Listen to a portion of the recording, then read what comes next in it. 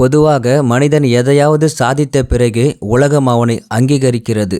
ஆனால் எதுவும் இல்லாவிட்டாலும் நீங்கள் எதையாவது சாதிப்பீர்கள் என்று நம்புபவர்களின் நம்பிக்கையை ஒருபோதும் கைவிடாதீர்கள். நம்மிடம் இது இல்லை அது இல்லை என்று அழுபவர்கள் இந்த உலகில் அதிகம். எனவே எவ்வளவு இருந்தாலும் வெளியில் எதுவும் இல்லாதது போல் நடந்து கொள்ளுங்கள். நாம் உலகிற்கு எதை கொடுக்கிறோமோ அதுவே நமக்கு திரும்பும். நல்லது கொடுத்தால் நல்லதாகவும் கெட்டது கொடுத்தால் கெட்டதாகவும்.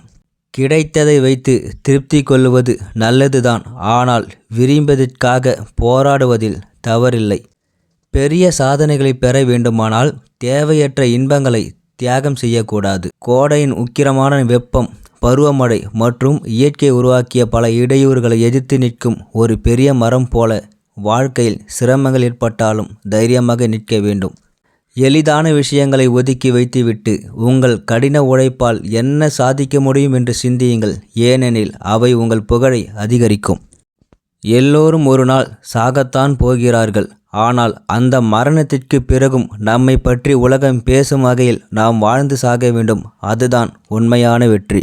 விளையாட்டாக இருந்தாலும் சரி, வாழ்க்கையாக இருந்தாலும் சரி, வேகமாக செல்வதை விட சரியான வழியில் செல்வது முக்கியம். ஒவ்வொரு முறையும் எல்லோர் முன்னிலையிலும் நம்மை நிரூபிக்க வேண்டிய அவசியமில்லை. சரியான நேரம் வரும்போது தானே வெளிப்படும். பணத்தில் எதுவும் இல்லை, ஆனால் முழு உலகமும் இந்த பணத்தை சுற்றியே இருக்கிறது. நாம் இதுவரை பார்த்திராத, நம்மை பற்றி நமக்கு தெரியாத ஒரு புதிய பக்கத்தை காதல் வெளிப்படுத்துகிறது. நீங்கள் மாற்ற விரும்பினால் இப்பொழுதே தொடங்குங்கள். நாளை செய்வேன், நாளை செய்வேன், பிறகு செய்வேன் என்று நினைத்து கொண்டிருந்தால் எதையும் செய்யவே முடியாது. வலிமையான உடலை விட உறுதியான மனம் மிகவும் சக்தி வாய்ந்தது. நீங்கள் ஒன்றை தொடங்கும்போது உங்களை தடுக்கும் பல விஷயங்கள் உள்ளன. அவற்றையெல்லாம் முறியடிக்கும் போதுதான் தனது பணியை முடிக்க முடியும். அன்பு செலுத்தும் ஆற்றல் மட்டுமே நம்மிடம் உள்ளது. ஆனால் அவர்களை மீண்டும் நேசிக்க எங்களுக்கு உரிமை இல்லை.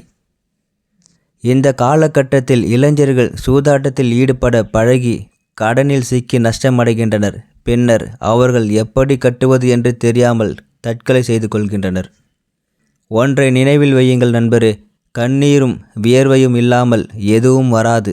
வந்தால் உடனே திரும்பி போய்விடும் அல்லது புதிய பிரச்சனைகளை கொண்டு வருகிறது. எனவே எளிதில் பணம் சம்பாதிப்பது எப்படி, நம் திறமையால் எப்படி வளர்வது என்று சிந்திக்க வேண்டும்.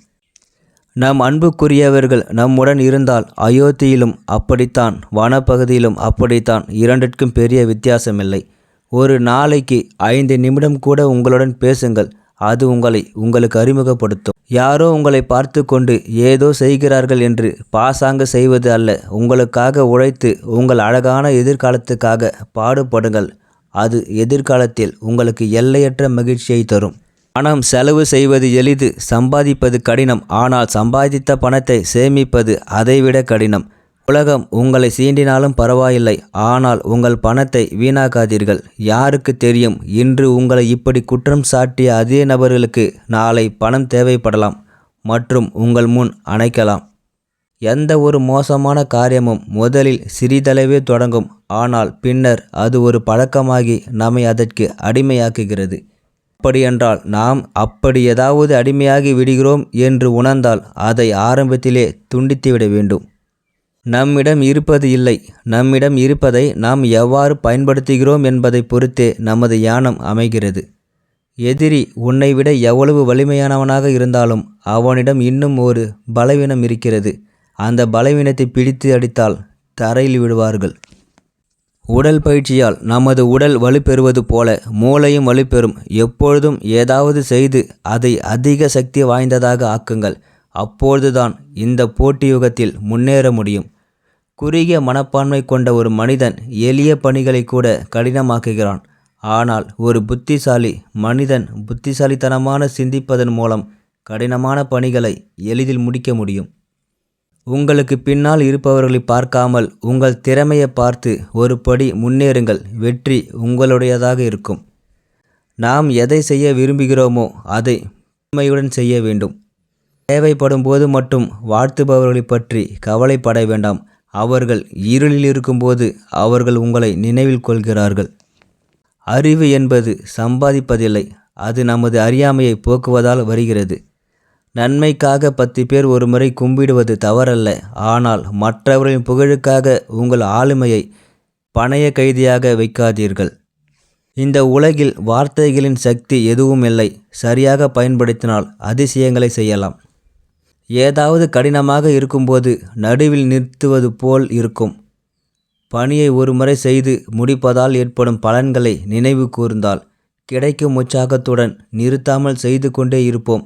இது வெறும் உளவியல் தந்திரம். ஒரு மனிதனுக்கு பயம் இருக்க வேண்டும். அந்த பயம் நமது கடமையை நிறைவேற்றுவதாக இருக்க வேண்டுமே தவிர நமது பொறுப்புகளை தட்டி கழிப்பதாக இருக்கக்கூடாது. நமது நன்மையை மட்டும் நினைத்தால் அது சுயநலமாகிவிடும். நம்மை சுற்றியுள்ள சமுதாயத்தையும் நினைத்தால் அது தர்மமாகிவிடும். ஒரு சிற்பி ஒரு கல்லை அழகிய சிற்பமாக மாற்றுவது போல நாம் தொடர்ந்து நம்மை செதுக்கி கொண்டு நம்மை ஒரு அற்புதமான மனிதனாக மாற்றிக்கொள்ள வேண்டும். நாம் எவ்வளவு அறிவை பெறுகிறோமோ அவ்வளவு அதிகமாக இந்த உலகத்தை பற்றிய புரிதல் கிடைக்கும். இந்த உலகத்தை பற்றிய புரிதல் எவ்வளவு அதிகமாக இருக்கிறதோ அவ்வளவு சிறப்பாக நாம் அதில் வாழ முடியும்.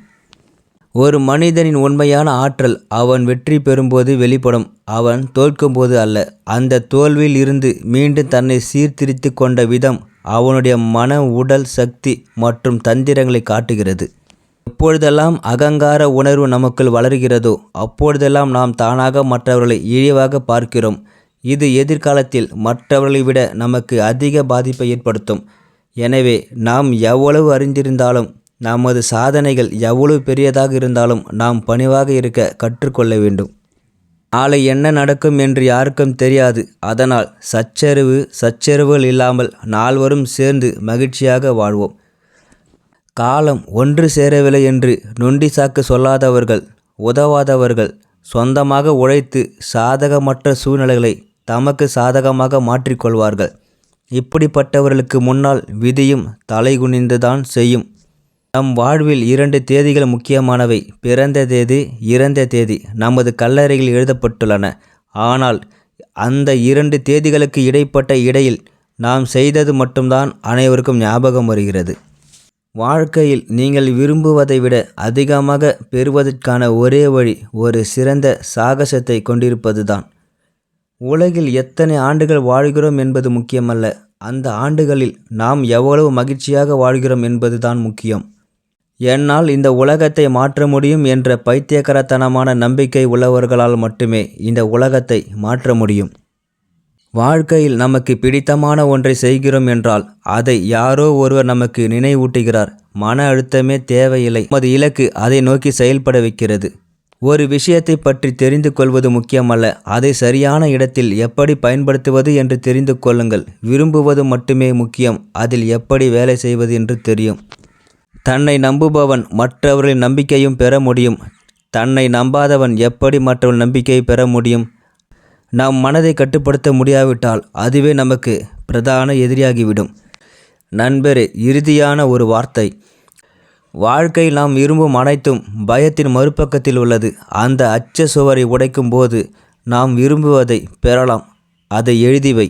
இந்த வீடியோ உங்களுக்கு பிடிச்சிருந்தா என்னோடய சேனலை லைக் பண்ணுங்கள், ஷேர் பண்ணுங்கள், சப்ஸ்கிரைப் பண்ணுங்கள். நன்றி, வணக்கம்.